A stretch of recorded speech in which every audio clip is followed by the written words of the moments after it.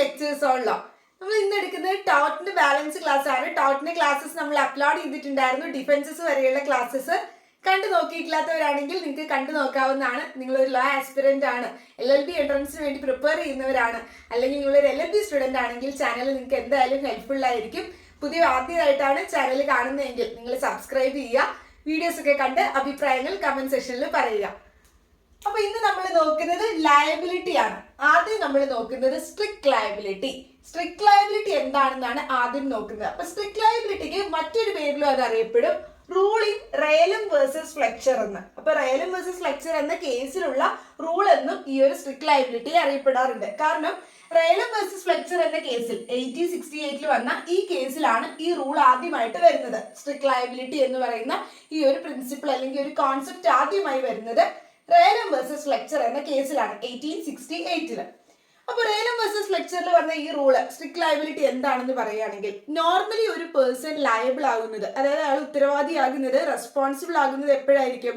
നമ്മൾ എന്തെങ്കിലും wrongful act ചെയ്യുമ്പോൾ, അല്ലെങ്കിൽ ആ വ്യക്തി എന്തെങ്കിലും നെഗ്ലിജന്റ് ആയിട്ടുള്ള ആക്ട് ചെയ്യുമ്പോഴായിരിക്കും ആ വ്യക്തി അവിടെ ലയബിൾ ആവുന്നത്. നമ്മുടെ ഭാഗത്തുണ്ടായ എന്തെങ്കിലും നെഗ്ലിജൻസിനോ അല്ലെങ്കിൽ റോങ്ഫുൾ ആയിട്ടുള്ള ഒരു പ്രവൃത്തിക്കോ ആണ് നമ്മൾ അവിടെ ലയബിൾ ആവുന്നത്. പക്ഷേ സ്ട്രിക്റ്റ് ലയബിലിറ്റി പ്രിൻസിപ്പിൾ അനുസരിച്ച് ആ വ്യക്തിയുടെ ഭാഗത്ത് നിന്ന് ഒരു നെഗ്ലിജൻസ് ഇല്ല, റോങ്ഫുൾ ആക്ട് ഇല്ല എങ്കിൽ പോലും അവർ ലയബിൾ ആവാൻ ചാൻസ് ഉണ്ട്. അതെങ്ങനെയാണെന്നാ പറയുന്നത്? സ്ട്രിക്ട്ലി ലയബിൾ ആവും. എങ്ങനെയാണ് സ്ട്രിക്ട്ലി ലയബിൾ ആവുന്നത്? A person who keeps hazardous substance on his premises will be held responsible. അതായത് ഏതെങ്കിലും ഒരു വ്യക്തി അവരുടെ പ്രിമൈസസിൽ, അതായത് അവരുടെ ലാൻഡിലോ അവരുടെ ആ ഒരു സ്ഥലത്ത് അവർ എന്തെങ്കിലും ഒരു ഹസാഡസ് സബ്സ്റ്റൻസ് പറഞ്ഞാൽ എന്താ? എന്തെങ്കിലും ഡേഞ്ചറസ് ആയിട്ടുള്ള സബ്സ്റ്റൻസ്, ഇപ്പോ എന്തെങ്കിലും ഒരു പടക്കോ അല്ലെങ്കിൽ ഈ പറയണം എന്തെങ്കിലും ഗ്യാസോ ഇലക്ട്രിസിറ്റിയോ അങ്ങനെയായി ബന്ധപ്പെട്ട എന്തെങ്കിലും ഒരു ഹസാഡസ് ആയിട്ടുള്ള സബ്സ്റ്റൻസ്, അപ്പൊ അങ്ങനെയുള്ള ഹസാഡസ് ആയിട്ടുള്ള ഒരു സബ്സ്റ്റൻസ് അവരുടെ പ്രിമൈസിൽ ഒരു പേഴ്സൺ എന്ത് ചെയ്യുന്നുണ്ട്? കീപ്പ് ചെയ്യുന്നുണ്ട്, സൂക്ഷിച്ചു വെക്കുന്നുണ്ട്. അവർ ലയബിൾ ആകും, റെസ്പോൺസിബിൾ ആകും. എങ്ങനെയാണെങ്കിൽ, ഇഫ് സച്ച് സബ്സ്റ്റൻസ്, ഈ പറഞ്ഞ ഹസാഡസ് ആയിട്ടുള്ള ഡേഞ്ചറസ് ആയിട്ടുള്ള സബ്സ്റ്റൻസ്, അപകടകരമായിട്ടുള്ള സബ്സ്റ്റൻസ് എസ്കേപ്പ് ചെയ്യണം ദി പ്രിമൈസസ്, അതായത് അവർ വെച്ച ആ സ്ഥലത്ത് നിന്നും അല്ലെങ്കിൽ അവരുടെ ആ ഒരു സ്ഥലത്ത് നിന്നും അത് എസ്കേപ്പ് ചെയ്ത് പോകണം, ചോർന്നു പോകണം, അല്ലെങ്കിൽ പുറത്തേക്ക് പോകണം എന്നൊക്കെ പറയില്ല. അതിനാണ് പ്രിമൈസസ് എസ്കേപ്പ് ചെയ്യാന്ന് പറയുന്നത്. ആൻഡ് കോസസ് എനി ഡാമേജ്, അതുവഴിയായിട്ട് എന്തുണ്ടാകണം? ഡാമേജ് ഉണ്ടാകണം. അതായത് ഏതെങ്കിലും വ്യക്തികൾക്കോ അവരുടെ പ്രോപ്പർട്ടിക്കോ അയാളുടെ പ്രോപ്പർട്ടിയിൽ വെച്ചിട്ടുള്ള, അതായത് അയാളുടെ പ്രിമൈസസിൽ സ്ഥല സൗകര്യങ്ങളിൽ വെച്ചിട്ടുള്ള ഏതെങ്കിലും ഡേഞ്ചറസ് ആയിട്ടുള്ള സബ്സ്റ്റൻസ് എസ്കേപ്പ് ചെയ്ത് പോകുന്ന വഴിയായിട്ട്, ചോർന്നു പോകുന്നത് വഴിയോ അല്ലെങ്കിൽ പുറത്തേക്ക് പോകുന്നത് വഴിയായോ വേറെ ഏതെങ്കിലും വ്യക്തിക്കോ അവരുടെ പ്രോപ്പർട്ടിക്കൊക്കെ എന്തെങ്കിലും ഒരു ഡാമേജ് ഉണ്ടാക്കിയാൽ അവരെന്ത് ചെയ്യും? ഈ പേഴ്സണെ ലയബിൾ ആക്കും. ഈ പേഴ്സൺ ലയബിൾ ആകും എന്ന് പറയുന്ന പ്രിൻസിപ്പിൾ ആണ് സ്ട്രിക്റ്റ് ലയബിലിറ്റി എന്ന് പറയുന്ന പ്രിൻസിപ്പിൾ. മറ്റൊരു പേരിൽ അറിയപ്പെടും നോ ഫോൾട്ട് ലയബിലിറ്റി. അതായത് നമ്മുടെ ഭാഗത്ത് തെറ്റൊന്നും ഉണ്ടായിട്ടില്ല, ഫോൾട്ട് ഇല്ല, നമ്മളൊരു നെഗ്ലിജന്റ് ആക്ടോ അല്ലെങ്കിൽ റോങ്ഫുൾ ആക്ടോ ചെയ്തിട്ടില്ല. പക്ഷെ എന്ത് ചെയ്തു? നമ്മളൊരു ഡേഞ്ചറസ് സബ്സ്റ്റൻസ് നമ്മുടെ പ്രൊവൈസസിൽ കൊണ്ടുവച്ചു, അതെന്ത് ചെയ്തു? എസ്കേപ്പ് ചെയ്ത് പുറത്തേക്ക് ചോർന്നു പോവോ ചെയ്തു. അത് പോയത് വഴിയായിട്ട് മറ്റേതെങ്കിലും വ്യക്തിക്ക് ഒരു ഡാമേജ്, ആ വ്യക്തിക്കോ അയാളുടെ പ്രോപ്പർട്ടിക്കൊക്കെ ഒരു ഡാമേജ് ഉണ്ടാക്കിയിട്ടുണ്ടെങ്കിൽ നമ്മൾ ലയബിൾ ആവും. നമ്മളാണ് ഉത്തരവാദി, റെസ്പോൺസിബിൾ. ബിക്കോസ് എന്തുകൊണ്ടാണ്? നമ്മൾ അവിടെ ഡേഞ്ചറസ് ആയിട്ടുള്ള സബ്സ്റ്റൻസ് കൊണ്ടുവച്ചു. അപ്പൊ അതാണ് പറയുന്നത്. അപ്പൊ സപ്പോസ് നമ്മൾ ചിലപ്പോൾ വേണ്ട രീതിയിൽ ശ്രദ്ധയും കെയറും ഒക്കെ എടുത്തിട്ടായിരിക്കും ഇത് വെച്ചിട്ടുള്ളത്, എന്നാലും ആക്സിഡന്റലി സംഭവിച്ചതായിരിക്കും, ആക്സിഡന്റലി ഇത് സംഭവിച്ചു പോയതാണ്. എന്നാൽ പോലും നമ്മൾ വെച്ച സാധനം എന്താ? ഡേഞ്ചറസ് ആയിട്ടുള്ള സബ്സ്റ്റൻസ് അല്ലെങ്കിൽ ഹസാഡസ് ആയിട്ടുള്ള സബ്സ്റ്റൻസ്. അപ്പൊ അങ്ങനെ ഒരു സാധനം നമ്മുടെ പ്രോപ്പർട്ടിയിൽ നമ്മൾ വെക്കുമ്പോൾ റിസ്ക് ആർക്കാണ്? നമുക്കാണ്. അപ്പൊ നമ്മൾ ആ ഒരു റിസ്ക് എടുത്ത് തന്നെ വെക്കുന്നതാണ്. വന്നാലും കുഴപ്പമില്ല എന്നുള്ള രീതിയിൽ നമ്മൾ റിസ്ക് എടുത്ത് പ്രോപ്പർട്ടിയിൽ ഒരു സാധനം വെച്ചിട്ടുണ്ട്, അത് ഡേഞ്ചറസ് ആയിട്ടുള്ളതാണ് എങ്കിൽ അത് നമ്മുടെ പ്രിമൈസസിൽ നിന്ന് എസ്കേപ്പ് ചെയ്ത് ഏതെങ്കിലും വ്യക്തിക്കോ അവരുടെ പ്രോപ്പർട്ടിക്കോ ഒരു ഇഞ്ചുറി അല്ലെങ്കിൽ ആ ഒരു ഡാമേജ് ഉണ്ടാക്കിയാൽ നമ്മളാണ് അവിടെ റെസ്പോൺസിബിൾ. അപ്പൊ അവിടെ എന്തൊക്കെ എലമെന്റ്സാ വേണ്ടത്? ഡേഞ്ചറസ് ആയിട്ടുള്ള ഒരു സബ്സ്റ്റൻസ് അല്ലെങ്കിൽ ഒരു ഹസാഡസ് ആയിട്ടുള്ള സബ്സ്റ്റൻസ് അവിടെ ഉണ്ടായിരിക്കണം. അത് എന്ത് ചെയ്തിരിക്കണം? എസ്കേപ്പ് ചെയ്ത് പുറത്തേക്ക് പോയിരിക്കണം അല്ലെങ്കിൽ ചോർന്ന് പോയിരിക്കണം. അതെങ്ങനെയായിരിക്കണം പോയിരിക്കുന്നത്? നോൺ നാച്ചുറൽ ആയിട്ടുള്ള രീതിയിൽ നമ്മൾ ലാൻഡ് യൂസ് ചെയ്യുമ്പോഴായിരിക്കണം. നോൺ നാച്ചുറൽ ആയിട്ട് നമ്മൾ ലാൻഡ് യൂസ് ചെയ്യുക എന്ന് പറയുന്നത് ഇപ്പൊ നമ്മുടെ എന്തെങ്കിലും ഡൊമസ്റ്റിക് പേർപ്പസിനൊന്നും വേണ്ടിയിട്ടല്ല, വേറെ എന്തെങ്കിലും. അത് ഈ ഒരു കേസ് പറയുമ്പോൾ ഞാൻ പറയാം എങ്ങനെയാണ് നോൺ നാച്ചുറൽ ആയിട്ടുള്ള രീതിയിൽ വന്നതെന്ന്. അതുവഴിയായിട്ട് എന്ത് ചെയ്യണം? ഡാമേജ് കോസ് ചെയ്യുകയോ ചെയ്യണം. അതായത് ഇനി നമുക്ക് ആ കേസ് നോക്കാം. അപ്പൊ ഇത്രയും എലമെന്റ്സ് ഈ ഒരു സ്ട്രിക്റ്റ് ലയബിലിറ്റിക്കകത്ത് വേണം. ഇനി റയലം വേഴ്സസ് ഫ്ലെക്ചർ കേസ് എന്താണെന്ന് വെച്ചാൽ, ഇതിൽ രണ്ട് വ്യക്തികളാണ് റയലന്റും ഫ്ലെക്ചറും. ഈ ഫ്ലെക്ചർ എന്ന് പറയുന്ന വ്യക്തിക്ക് ഒരു മില്ലുണ്ട്, അയാളുടെ പ്രോപ്പർട്ടിയിൽ ഒരു മില്ലുണ്ട്. ഈ മില്ലിന്റെ ആവശ്യത്തിന് വേണ്ടിയിട്ട് ആൾ ഒരു ജലസംഭരണി, അതായത് ഒരു വാട്ടർ റിസർവോയർ കൺസ്ട്രക്ട് ചെയ്യുവാണ് ആളുടെ ലാൻഡിൽ. അപ്പോൾ വാട്ടർ റിസർവ് കൺസ്ട്രക്ട് ചെയ്യുന്ന സമയത്ത് എന്ത് സംഭവിച്ചു എന്ന് വെച്ചാൽ അത് ബ്രേക്ക് ചെയ്തു. ആ വാട്ടർ റിസർവ് ജലസംഭരണി പൊട്ടിയിട്ട് അവിടുന്ന് വെള്ളം ഒരു ഫ്ലഡ് പോലെ തന്നെ, അതായത് ഒരു ഭയങ്കരമായിട്ട് വെള്ളം കുതിച്ച് ഈ ഓപ്പോസിറ്റ് ആയിട്ടുള്ള വ്യക്തിയുടെ, അതായത് തൊട്ടടുത്ത് താമസിക്കുന്ന വ്യക്തിയായിരുന്നു റയലന്റ്. ആ റയലന്റിന്റെ ഒരു കോൾ മൈൻ ഉണ്ടായിരുന്നു, അതായത് ഒരു ഖനശേഖരം ഉണ്ടായിരുന്നു. അങ്ങോട്ടേക്ക് ഈ വെള്ളം ചെല്ലുകയും ഫ്ലഡ് പോലെ കുതിച്ച് അങ്ങോട്ട് ചെല്ലുകയും അത് ഫ്ലഡഡ് ആയി പോവുകയും ചെയ്തു. ആ ഒരു ഖനശേഖരം അവിടെ ഫ്ലഡഡ് ആയി പോവുകയും ചെയ്തു. അപ്പോൾ ഇയാൾ എന്ത് ചെയ്തു? ഇതാണ് ഡിഫൻഡന്റ്. ഇവിടെ ആരാ ഡിഫൻഡന്റ്? ഫ്ലെക്ചർ ആണ് ഡിഫൻഡന്റ്. ഡിഫൻഡന്റ് എന്താ? പ്ലെയിന്റിഫ് എന്താ? ഡിഫൻഡന്റ് ആണ് ഈ ഒരു പ്രവൃത്തി ചെയ്ത. പ്ലെയിന്റിഫ് ആരാ? ഇഞ്ചുറി പറ്റിയ വ്യക്തി, പരാതി കൊടുക്കുന്ന വ്യക്തി. അപ്പൊ ഈ പ്ലെയിന്റിഫ് റയലന്റ് എന്ത് ചെയ്തു? ഫ്ലെക്ചറിന് അഗൈൻസ്റ്റ് ആയിട്ട് കൊണ്ട് സ്യൂട്ട് കൊടുത്തു. അങ്ങനെ സ്യൂട്ട് കൊടുക്കുന്ന സമയത്ത്, അതായത് ഡാമേജസ് വേണം, നഷ്ടപരിഹാരം വേണം എന്നുള്ള രീതിയിൽ കേസ് കൊടുത്തപ്പോൾ ഈ ഒരു കോടതി പറഞ്ഞത് എന്താണെന്ന് വെച്ചാൽ, ഈ കേസിൽ കോടതി പറഞ്ഞത് സ്ട്രിക്ട് ലയബിലിറ്റി എന്ന് പറയുന്ന ഒരു പ്രിൻസിപ്പിളാണ് അവിടെ അപ്ലൈ ചെയ്തത് ആദ്യമായിട്ട്. ഇപ്പൊ സ്ട്രിക്ട് ലയബിലിറ്റി എന്ന് പറഞ്ഞാൽ എങ്ങനെയാണ്? ഇയാൾ ആ വ്യക്തി പ്രോപ്പർട്ടി യൂസ് ചെയ്തിരുന്നത് എങ്ങനെയാണ്? അയാൾ നോൺ നാച്ചുറൽ ആയിട്ടുള്ള രീതിയിലാണ്. കാരണം എന്തുകൊണ്ട്? അയാളുടെ വീട്ടിലേക്കുള്ള ആവശ്യത്തിന് അല്ലെങ്കിൽ ആ ഒരു ഡൊമസ്റ്റിക് ആയിട്ടുള്ള പർപ്പസിന് വേണ്ടി വെള്ളം എടുക്കാൻ വേണ്ടിയിട്ടല്ല റിസർവോയർ പണിതത്. എന്താവശ്യത്തിന് വേണ്ടിയിട്ടാ? മില്ലിന്റെ നടത്തിപ്പിന് വേണ്ടിയിട്ടാ. അപ്പൊ ആ മില്ലിന്റെ നടത്തിപ്പിന് വേണ്ടി ആയതുകൊണ്ട് തന്നെ നോൺ നാച്ചുറൽ ആയിട്ടുള്ള രീതിയിൽ, ഡൊമസ്റ്റിക് പർപ്പസ് ആയിരുന്നെങ്കിൽ കുഴപ്പമില്ലായിരുന്നു, നോൺ നാച്ചുറൽ ആയിട്ടുള്ള രീതിയിലാണ് ആ വ്യക്തി അത് ലാൻഡ് യൂസ് ചെയ്തിരുന്നത്. അങ്ങനെ നോൺ നാച്ചുറൽ ആയിട്ട് ഈ ലാൻഡ് യൂസ് ചെയ്തപ്പോൾ അവിടെ വെച്ചത് എന്താ? ഒരു ഡേഞ്ചറസ് സബ്സ്റ്റൻസ് അത് പുറത്തേക്ക് പോയി, അതായത് എസ്കേപ്പ് ചെയ്ത് പോന്നു. ആ എസ്കേപ്പ് ചെയ്ത് പോകുന്ന വഴിയായിട്ട് ആർക്കെങ്കിലും ഒരു ഡാമേജ്, ആർക്കെങ്കിലും വ്യക്തിക്കോ അല്ലെങ്കിൽ അവരുടെ പ്രോപ്പർട്ടിക്കൊക്കെ അവർ ഡാമേജ് ഉണ്ടാക്കിയിട്ടുണ്ട് എങ്കിൽ ആര് ലയബിൾ ആകും? ഈ ഡിഫൻഡന്റ് അവിടെ ലയബിൾ ആകും. അപ്പൊ ഈ കേസിൽ ഫ്ലെക്ചർ ലയബിൾ ആകുകയാണ് ചെയ്തത്, സ്ട്രിക്ട് ലയബിലിറ്റി പ്രിൻസിപ്പിൾ അപ്ലൈ ചെയ്തത് വഴിയായി. ഇനി ഇങ്ങനെയാണെങ്കിൽ പോലും നമ്മൾ പറഞ്ഞു സ്ട്രിക്ട്ലി ഒരു വ്യക്തി ആൾ വേണ്ട രീതിയിൽ ശ്രദ്ധയൊക്കെ എടുത്തെങ്കിൽ പോലും ആൾ ആ ലാൻഡ് യൂസ് ചെയ്തത് നോൺ നാച്ചുറൽ ആയിട്ടാണ്, അവിടെ ഡേഞ്ചറസ് സബ്സ്റ്റൻസ് വെച്ചിരുന്നു, അത് എസ്കേപ്പ് ആയി പോയി, അതുവഴിയായിട്ട് ഡാമേജ് സംഭവിച്ചു. അങ്ങനെയാണെങ്കിൽ ഡിഫൻഡന്റ് അവിടെ ലയബിൾ ആകുമെന്ന് പറഞ്ഞു. പക്ഷെ എന്നാലും ചില സിറ്റുവേഷൻസിൽ ഈ ഡിഫൻഡന്റ് ലയബിൾ ആവില്ല, ചില എക്സെപ്ഷൻസ് പറയുന്നുണ്ട്. അപ്പൊ നമ്മൾ ടോട്ടൽ കുറച്ച് ഡിഫൻസസ് ജനറൽ ആയിട്ട് എടുത്തിട്ടുണ്ടായിരുന്നു ക്ലാസ്, അതിൽ ഒന്ന് രണ്ട് ഡിഫൻസ് ഇവിടെയും വരുന്നുണ്ട്.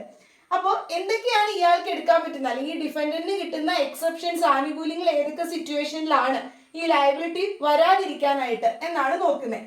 ഒന്ന്, പ്ലെയിന്റിഫിന്റെ ഫോൾട്ട് ആയിരുന്നെങ്കിൽ, പ്ലെയിന്റിഫ്സ് ഫോൾട്ട്, അതായത് ഇപ്പോൾ ഈ വ്യക്തിയുടെ തന്നെ ഫോൾട്ട് ആയിരുന്നു എന്ന് വിചാരിക്കുക, അതായത് റയലന്റ് അങ്ങോട്ട് ചെന്ന് എന്തെങ്കിലും കാര്യങ്ങൾ ചെയ്തത് വഴിയായിട്ട് ഇപ്പൊ ഇയാൾക്ക് ഈ ഒരു ഡാമേജ് ഉണ്ടായത് എങ്കിൽ, അത് പൊട്ടിച്ചു വിടുവോ അങ്ങനെ എന്തെങ്കിലുമൊക്കെ ചെയ്തിട്ടാണ് എങ്കിൽ ആര് ലയബിൾ ആവില്ല? ഡിഫൻഡന്റ് ലയബിൾ ആവില്ല. ഇപ്പൊ പ്ലെയിന്റിഫിന്റെ ഫോൾട്ട് ആയിരുന്നു എങ്കിൽ, പരാതിക്കാരന്റെ തന്നെ ഫോൾട്ട് ആയിരുന്നു എങ്കിൽ അവിടെ ലയബിലിറ്റി വരില്ല ഡിഫൻഡന്റിന്.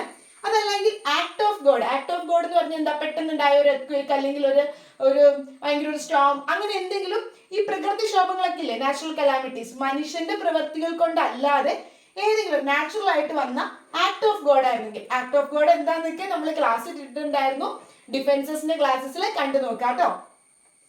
ഇനി അടുത്തത് ആക്ട് ഓഫ് തേർഡ് പാർട്ടി, മൂന്നാമത് ഒരാൾ വന്ന് എന്തെങ്കിലും ഒരു പ്രവൃത്തി ചെയ്തത് മൂലമാണ്.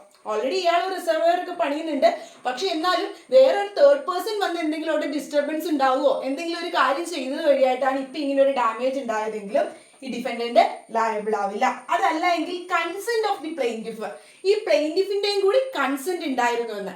പ്ലെയിന്റിഫിന്റെയും കൂടി കൺസെന്റ് ഉണ്ടാവുന്നത് എങ്ങനെയാ? അതായത് ഇപ്പൊ സപ്പോസ് ഈ വാട്ടർ റിസർവോയർ പണിയുന്നത് രണ്ടുപേർക്കും കൂടി വേണ്ടിയിട്ടാന്ന് വിചാരിച്ചോ, രണ്ടുപേരും അതിൽ നിന്ന് വെള്ളം എടുക്കുന്നുണ്ട്, രണ്ടുപേർക്കും കൂടി വേണ്ടിയിട്ടാണ്, ആവശ്യത്തിന് വേണ്ടിയിട്ടാണ്, ഇയാളുടെ പ്രോപ്പർട്ടിയിലേക്കും കൂടി ആവശ്യത്തിന് വേണ്ടിയിട്ടൊക്കെ ആണ് എങ്കിൽ അവിടെ എന്തുണ്ടാവും? ഈ വ്യക്തിയുടെ കൺസെന്റ് ഉണ്ടാവും, പ്ലെയിന്റിഫിന്റെയും കൂടി സമ്മതമുള്ള പ്രവൃത്തിയായിരിക്കാം. അങ്ങനെയാണ് എങ്കിൽ ഒരു ഡാമേജ് വരികയാണെങ്കിൽ ഡിഫൻഡന്റിനെ ലയബിൾ ആക്കാൻ പറ്റില്ല. അപ്പൊ ഇത്രയും പറയുന്ന സിറ്റുവേഷൻസിലാണ് പറ്റാത്തത്, ലയബിൾ ആക്കാൻ പറ്റാത്ത എക്സെപ്ഷൻ കിട്ടുന്നത്. പ്ലെയിന്റിഫിന്റെ ഫോൾട്ട് ആണെങ്കിൽ, അല്ലെങ്കിൽ ഗോഡിന്റെ ആക്ട് ആണ് എങ്കിൽ, തേർഡ് പാർട്ടിയുടെ ആക്ട് ആണ് എങ്കിൽ, പ്ലെയിന്റിഫിന്റെ കൺസെന്റ് ഉണ്ടായിരുന്നെങ്കിൽ. അല്ലാത്ത പക്ഷം സ്ട്രിക്ട് ലയബിലിറ്റി പ്രിൻസിപ്പിൾ ഒരു ഡേഞ്ചറസ് സബ്സ്റ്റൻസ് ആളുടെ പ്രിമൈസസിൽ വെക്കുകയും ആ ഡേഞ്ചറസ് സബ്സ്റ്റൻസ് എസ്കേപ്പ് ആയി പോയി ആർക്കെങ്കിലും ഒരു ഡാമേജ് ഉണ്ടായി കഴിഞ്ഞാൽ, ഏതെങ്കിലും പ്രോപ്പർട്ടിക്കൊക്കെ ഡാമേജ് ഉണ്ടായി കഴിഞ്ഞാൽ ആ ഒരു ഡിഫൻഡന്റ് ലയബിൾ ആകും എന്നാണ് സ്ട്രിക്ട് ലയബിലിറ്റി പ്രിൻസിപ്പിൾ പറയുന്നത്. ഏത് കേസ് വഴിയാ? റയലം വേഴ്സസ് ഫ്ലെക്ചർ എന്ന കേസ്. അടുത്തതാണ് നോക്കുന്നത് അബ്സല്യൂട്ട് ലയബിലിറ്റി. അബ്സല്യൂട്ട് ലയബിലിറ്റി എന്ന് പറയുന്ന പ്രിൻസിപ്പിൾ വന്നത് MC മെത്ത വേഴ്സസ് യൂണിയൻ ഓഫ് ഇന്ത്യ എന്ന കേസിലാണ്. MC മെത്ത വേഴ്സസ് യൂണിയൻ ഓഫ് ഇന്ത്യ എന്ന കേസിലാണ് അബ്സല്യൂട്ട് ലയബിലിറ്റി എന്ന പ്രിൻസിപ്പിൾ വന്നത്. നമ്മൾ മുമ്പ് പഠിച്ച സ്ട്രിക്റ്റ് ലയബിലിറ്റി പ്രിൻസിപ്പിളിൽ കുറച്ച് എക്സെപ്ഷൻസ് പറഞ്ഞിരുന്നു. അതായത് സ്ട്രിക്ട്ലി ആ വ്യക്തികൾ ലയബിൾ ആകുമെങ്കിലും ചില പറയുന്ന സിറ്റുവേഷൻസിൽ, അതായത് പ്ലെയിന്റിഫിന്റെ ഫോൾട്ട് ആണ്, അല്ലെങ്കിൽ ആക്ട് ഓഫ് ഗോഡ് ആയിരുന്നു, അവരുടെ കൺസെന്റ് ഉണ്ടായിരുന്നു, തേർഡ് പാർട്ടിയുടെ ഇന്റർഫറൻസ് ആയിരുന്നു എന്നൊക്കെ പറയുന്ന കുറച്ച് എക്സെപ്ഷൻസ് പറഞ്ഞു സ്ട്രിക്റ്റ് ലയബിലിറ്റിയിൽ. ഈ പറയുന്ന എക്സെപ്ഷൻസ് ഒന്നും ഈ അബ്സല്യൂട്ട് ലയബിലിറ്റിയിൽ എടുക്കാൻ പറ്റില്ല.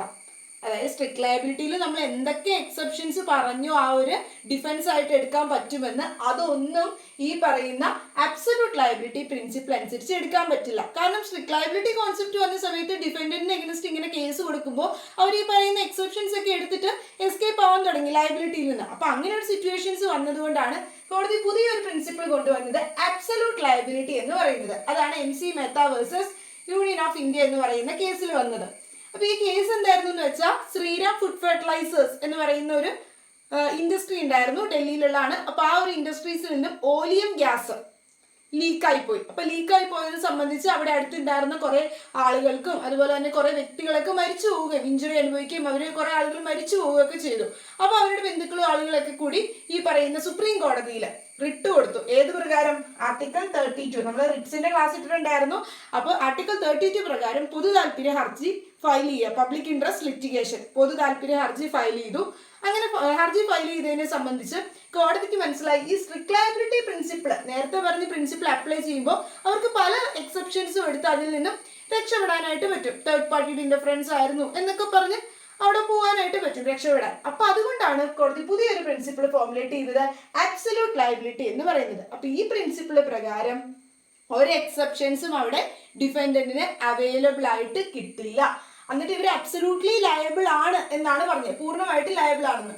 അപ്പൊ അതെങ്ങനെയായിരുന്നു എന്ന് വെച്ചാൽ ഏതെങ്കിലും ഒരു എന്റർപ്രൈസ്, അതായത് ഏതെങ്കിലും ഒരു ഇൻഡസ്ട്രി, അവരിപ്പോ ഒരു ഹസാഡസ് ആയിട്ടുള്ള അല്ലെങ്കിൽ ഒരു ഡേഞ്ചറസ് ആയിട്ടുള്ള ഒരു ഇൻഡസ്ട്രി ആണെന്ന് വെക്കുക. ഇപ്പൊ ഓയിൽ ആൻഡ് ഗ്യാസ് ഒക്കെ അങ്ങനെയുള്ള കാര്യങ്ങളൊക്കെ വരുന്ന ഒരു, അല്ലെങ്കിൽ ഇത്രയും ഹസാഡസ് ആയിട്ടുള്ള മനുഷ്യരുടെ ജീവനെയും സേഫ്റ്റിനെയൊക്കെ ബാധിക്കുന്ന തരത്തിലുള്ള എന്തെങ്കിലും വസ്തുക്കളുള്ള ഒരു ഇൻഡസ്ട്രി ആണ് എങ്കിൽ which possess a potential threat to the health and safety of the persons, അവിടെ അടുത്തുള്ള അല്ലെങ്കിൽ പേഴ്സൺസിന്റെ സേഫ്റ്റിക്കും അതോടൊപ്പം തന്നെ അവരുടെ ഹെൽത്തിനും ആരോഗ്യത്തിനും ഒക്കെ ഒരു ത്രെട്ട്, ഭീഷണി ഉളവാക്കുന്ന തരത്തിലുള്ള ഒരു ഇൻഡസ്ട്രി ആണ് എങ്കിൽ it owes an absolute and non delegate duty എന്ന് പറഞ്ഞാൽ എന്താ? അവർക്ക് ഓൾസ് മീൻസ് അവർക്ക് കടപ്പാടുണ്ട്, ഒരു ഡ്യൂട്ടി ഉണ്ട്.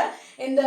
To ensure that no harm results to anyone due to such activity. അതായത് അവർ ആ ഇൻഡസ്ട്രി നടത്തുന്ന വഴിയായിട്ട് ഒരു വ്യക്തികൾക്കും അല്ലെങ്കിൽ ഒരു പേഴ്സൺസിന്റെയും പ്രോപ്പർട്ടിക്കോ അല്ലെങ്കിൽ ആ വ്യക്തികളുടെ ഹെൽത്തിനോ ബോഡിക്കോ ഒന്നും അവരുടെ സേഫ്റ്റിക്ക് ഒന്നും അവിടെ ഹാം വരുത്തരുത് എന്ന് ഇവർ ഉറപ്പാക്കേണ്ടതുണ്ട്. ആര്? ആ ഇൻഡസ്ട്രി ഹാൻഡിൽ ചെയ്യുന്നവര്.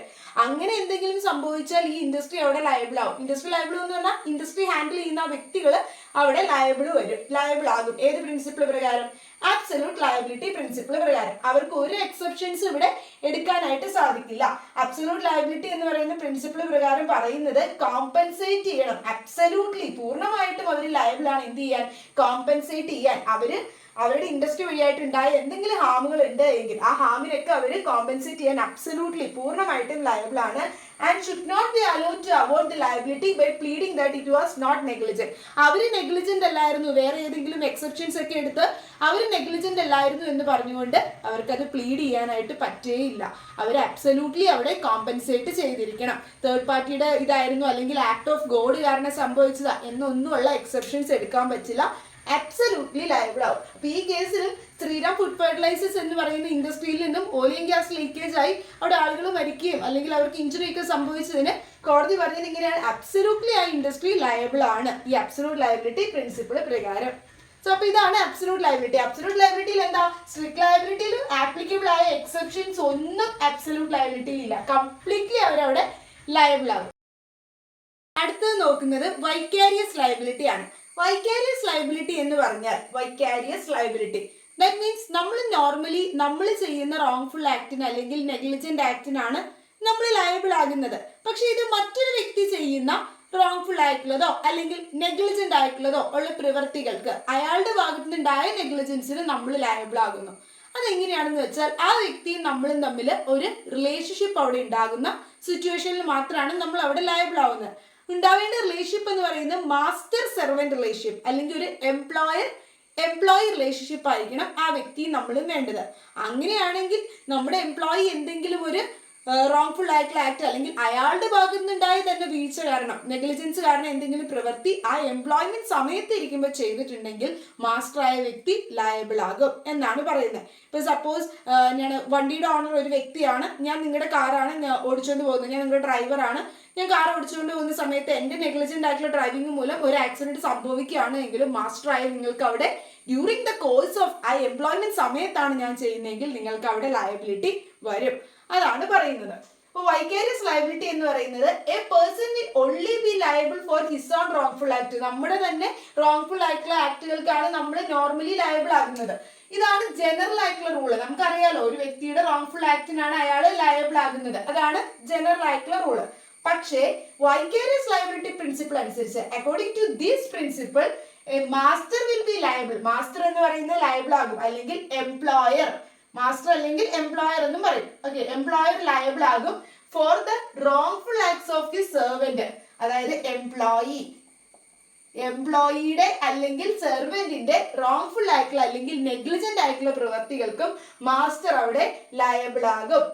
അതാണ് വൈകാരിയസ് ലയബിലിറ്റി പ്രിൻസിപ്പിൾ. അങ്ങനെ വേണമെങ്കിൽ എന്ത് വേണം, ഇവര് തമ്മിൽ only if there exists a relationship between the person who committed the tort. ആ ടോർട്ട് കമ്മിറ്റ് ചെയ്യുന്ന വ്യക്തിയും അതുപോലെ തന്നെ അതർ പാർട്ടി കമ്മിറ്റ് ചെയ്യുന്ന വ്യക്തി ആരാ, എംപ്ലോയി ആയിരിക്കണം, അതർ പാർട്ടി അവിടുത്തെ ആ ഒരു എംപ്ലോയർ മാസ്റ്റർ ആയിരിക്കണം. അങ്ങനെ ഒരു മാസ്റ്റർ സെർവന്റ്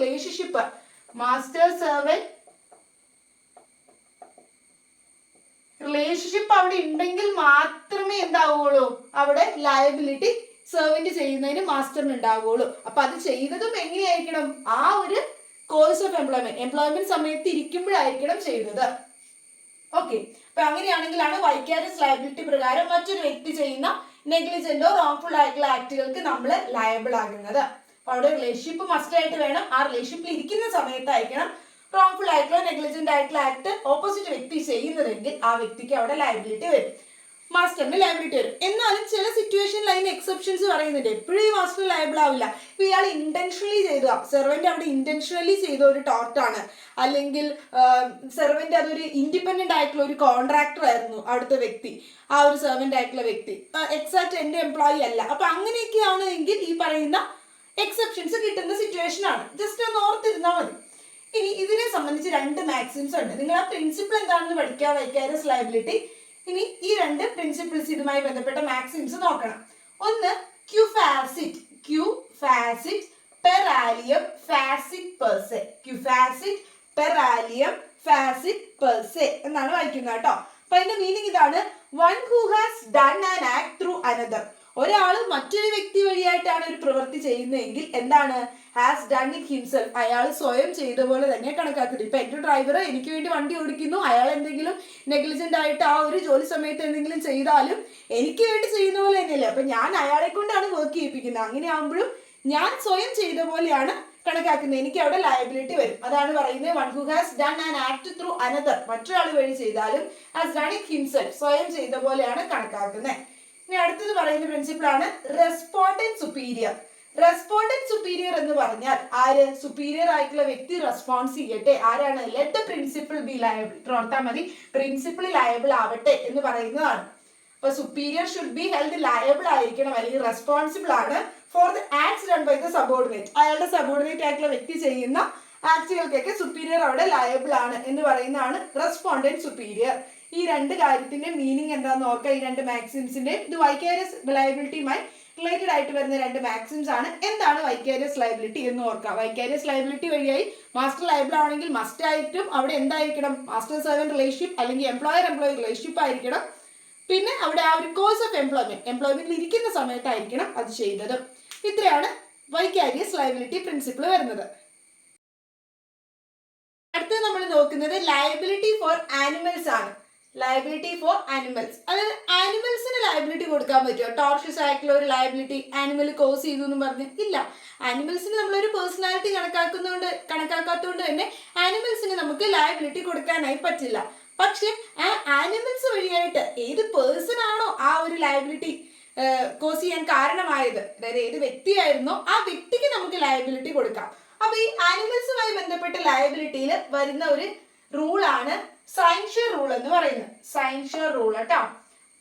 റൂളിന്റെ പേരൊന്ന് ഓർത്ത് വെക്കുക. ആനിമൽസുമായി ബന്ധപ്പെട്ട ലയബിലിറ്റി വരുന്ന റൂളാണ്.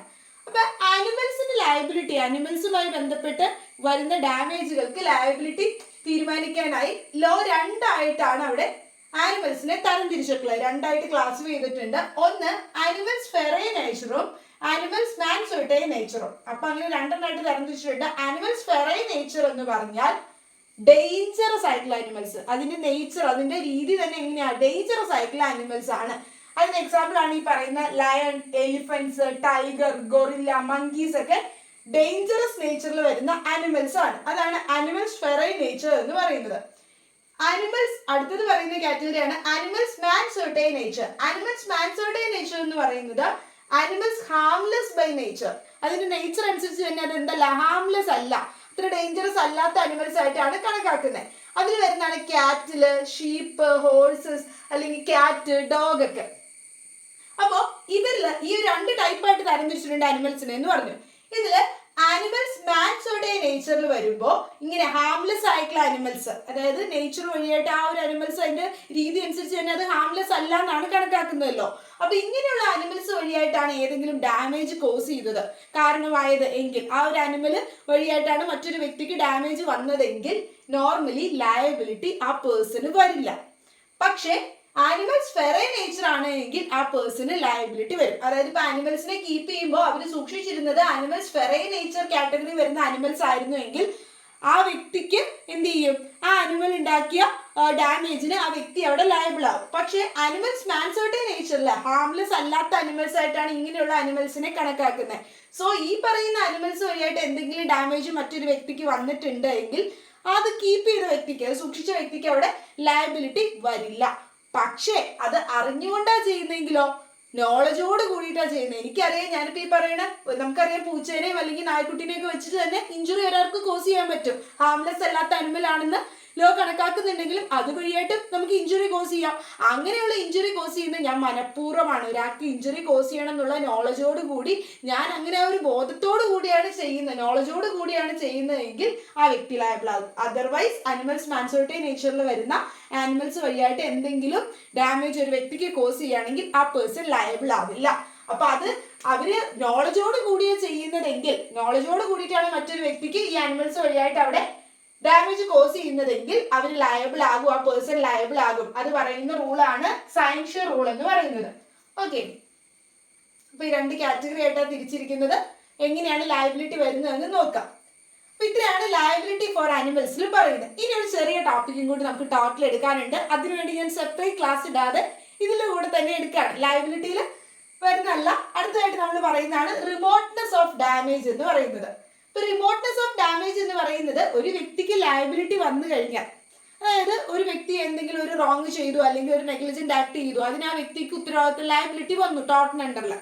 അങ്ങനെ ലയബിലിറ്റി വരുമ്പോൾ അവർ എത്രത്തോളം ആ ഒരു ഡാമേജിന് ലയബിലിറ്റി വരും എന്നാണ് ഈ ഒരു കോൺസെപ്റ്റ് പറയുന്നത്, റിമോട്ട്നെസ് ഓഫ് ഡാമേജ്. ഇപ്പൊ സപ്പോസ് ഞാൻ ഒരാളെ വണ്ടി ഇടിച്ചത് വഴിയായിട്ട് അയാൾ മരിച്ചു. ആള് മരിച്ചെങ്കിലും അയാൾ മരിച്ചതിനെ തുടർന്ന് വീട്ടിലുള്ളവർക്കൊക്കെ അത് വിഷമമായി, അവർക്കൊക്കെ എന്ത് ചെയ്തു, അവർക്ക് ഇഞ്ചുറി പറ്റി അല്ലെങ്കിൽ അവർക്ക് അതുവഴിയായിട്ട് ഷോക്ക് സംഭവിച്ചു. അതിന്റെ ആ ഒരു ഷോക്കിൽ അച്ഛൻ മരിച്ചുപോയി, അമ്മ മരിച്ചുപോയി, അങ്ങനെയൊക്കെ സംഭവിച്ചു എങ്കിലും അതുവഴിയായിട്ട് അവർക്ക് ജോലിക്ക് പോകാൻ പറ്റിയില്ല, സാമ്പത്തിക നഷ്ടം ഉണ്ടായി, അങ്ങനെ എന്തെങ്കിലുമൊക്കെ ആ വ്യക്തി കാരണം മറ്റു പേഴ്സൺസിനും എന്തെങ്കിലും ഇഞ്ചുറി വന്നെങ്കിൽ അതിനൊന്നും നമ്മൾ ലയബിൾ ആവില്ല, ഞാൻ ലയബിൾ ആവില്ല. കാരണം എന്താ, റിമോട്ട്നെസ് ഓഫ് ഡാമേജ് എന്ന് പറയുന്ന കോൺസെപ്റ്റ് ആണ് ഇവിടെ നോക്കുന്നത്. റിമോട്ട്നെസ് ഓഫ് ഡാമേജ് എന്ന് പറഞ്ഞാൽ ടു റിമോട്ട് ആയിട്ടുള്ള കാര്യങ്ങൾക്ക് കോൺസിക്വൻസസ്, അതിന്റെ വന്ന റിസൾട്ടുകൾ ടു റിമോട്ടാണ്, ഭയങ്കര വിദൂരമായിട്ടുള്ള ഡാമേജസ് ആണ് എങ്കിൽ അതിന് നമ്മൾ എന്താവില്ല, ഡാമേജ് ആണ് എങ്കിൽ ഞാൻ അവിടെ അതിന് ലയബിൾ ആവില്ല. ഇപ്പൊ റിമോട്ട്നെസ് ഓഫ് ഡാമേജ് എന്ന് പറഞ്ഞാൽ റിമോട്ട് ആയിട്ടുള്ള കാര്യങ്ങൾക്ക്, റിമോട്ട് എന്ന് പറഞ്ഞാൽ വളരെ വിദൂരമായിട്ടുള്ള കാര്യങ്ങൾക്ക് അവിടെ ലയബിൾ ആവില്ല, ഡയറക്റ്റ് ആയിട്ടുള്ള കാര്യങ്ങൾക്ക് മാത്രമേ ലയബിൾ ആകുള്ളൂ അവിടെ defendant. A person is only liable for those consequences which are not too remote from his conduct. അതായത് കണ്ടക്ട് മീൻസ് അയാളുടെ പ്രവൃത്തി വഴിയായിട്ട് വളരെ വിദൂരമായിട്ട് റിമോട്ട് ആയിട്ട് വന്ന അയാളുടെ പ്രവൃത്തിയിൽ നിന്നും വളരെ വിദൂരമായി വന്ന ഒരു കോൺസിക്വൻസ് ആണ്, റിസൾട്ട് ആണെങ്കിൽ അതിന് ആ പേഴ്സൺ എന്ന് പറയുന്നത് എന്താവില്ല, ലയബിൾ ആവില്ല. Not liable. ഈ person is only liable for those consequences which are not too remote. Remote അല്ലാത്ത കോൺസിക്വൻസസിന് മാത്രമേ അവർ ലയബിൾ ആവുള്ളൂ. അതായത് എന്താ, വളരെ വിദൂരമായിട്ട് വരുന്ന എന്തെങ്കിലും പ്രത്യാഘാതങ്ങളാണെങ്കിൽ അതിന് അയാൾ എന്താവില്ല, ലയബിൾ ആവില്ല. ഡയറക്റ്റ് ആയിട്ട് അയാൾ ചെയ്ത പ്രവൃത്തി വഴിയായി കണ്ടക്ട് വഴിയായിട്ട് എന്ത് കോൺസിക്വൻസ് ആണ്, റിസൾട്ട് ആണ് ഉണ്ടായത്, അതിന് മാത്രമേ അയാൾ ലയബിൾ ആകുള്ളൂ. അപ്പൊ ആ കൊന്നതിന് മാത്രമേ ഞാൻ ലയബിൾ ആകുള്ളൂ. ബാക്കി അതുവഴിയായിട്ട് വന്ന ഡാമേജിനൊന്നും ഞാൻ ലയബിൾ ആവില്ല. A defendant cannot be made liable. Defendant എങ്ങനെയാക്കാൻ പറ്റില്ല, ലയബിൾ ആക്കാൻ പറ്റില്ല, ഉത്തരവാദിയാക്കാൻ പറ്റില്ല for all consequences which followed by his wrongful act. കാരണം ഒരു ആക്ട് ചെയ്യാന്ന് പറയുമ്പോൾ, ഒരു wrongful ആക്ട് ചെയ്യാന്ന് പറയുമ്പോൾ അതിന്റെ പ്രത്യാഘാതങ്ങൾ പലതായിരിക്കും. പക്ഷെ അയാൾ ചെയ്ത ഡയറക്റ്റ് ആയിട്ടുള്ള wrongful ആക്ട് എന്താണോ അതിന്റെ ഡയറക്റ്റ് കോസ് എന്താണോ, ഡയറക്റ്റ് റിസൾട്ട് ഉണ്ടായ അതിന് മാത്രമേ അയാളെ ലയബിൾ ആക്കാൻ പറ്റുള്ളൂ. അതല്ലാതെ എല്ലാ കോൺസിക്വൻസസും അതുവഴിയായിട്ട് പിന്നീട് ഉണ്ടായ എല്ലാ കോൺസിക്വൻസസിനും അയാളെ ലയബിൾ ആക്കാൻ പറ്റില്ല. അതാണ് പറയുന്നത്, ടു റിമോട്ട് ആയിട്ടുള്ള വളരെ വിദൂരമായിട്ടുള്ള കാര്യങ്ങൾ ഒഴിച്ചുള്ള കാര്യങ്ങൾക്ക് മാത്രമേ ഒരു പേഴ്സൺ ലയബിൾ ആകുള്ളൂ. Only liable for the consequences not too remote അല്ലാത്ത കാര്യങ്ങൾ, അയാളുടെ കണ്ടക്ട് പ്രവൃത്തി വഴിയായിട്ട് വിദൂരമല്ലാതെ ഉണ്ടായ കാര്യങ്ങൾക്ക് മാത്രമേ അയാൾ ലയബിൾ ആവുള്ളൂ. അങ്ങനെയാണ് ഡിഫൻഡന്റിനെ ലയബിൾ ആക്കാൻ പറ്റുള്ളൂ. അത് പറയുന്ന കോൺസെപ്റ്റ് ആണ് റിമോട്ട്നെസ് ഓഫ് ഡാമേജ് എന്ന് പറയുന്നത്. അപ്പോൾ ഇത്രയേ ഉള്ളൂ ടോട്ടിൻ്റെ ക്ലാസ്സസ്. അപ്പോൾ നമ്മൾ ടോട്ടിൻ്റെ ക്ലാസ് എല്ലാം അപ്ലോഡ് ചെയ്തിട്ടുണ്ട്, നിങ്ങൾ ക്ലാസ്സസ് കണ്ടു നോക്കുക. ഏതൊക്കെയാണ് ഇമ്പോർട്ടൻറ്റ് പോർഷൻസ് എന്ന് ചോദിച്ചാൽ ടോട്ടിന് ഇമ്പോർട്ടൻറ്റ് പോർഷൻസ് എല്ലാം നമ്മൾ വീഡിയോ ഇട്ടിട്ടുണ്ട്, എല്ലാം കവർ ചെയ്തിട്ടുണ്ട്. അപ്പോൾ എല്ലാം നിങ്ങൾ ക്ലാസ്സസ് കണ്ടു നോക്കുക ടോട്ടിൻ്റെ. ഇപ്പോൾ ഇതോടുകൂടി 6 ക്ലാസ്സസ് ആയി. അപ്പോൾ ആ ഒരു 6 ക്ലാസ്സസും ടോട്ടിന് നിങ്ങൾ കണ്ടു നോക്കുക. നിങ്ങൾക്ക് എന്തായാലും ഹെൽപ്ഫുൾ ആയിരിക്കും, നല്ല രീതിയിൽ എക്സാം എഴുതാൻ പറ്റട്ടെ. So all the best.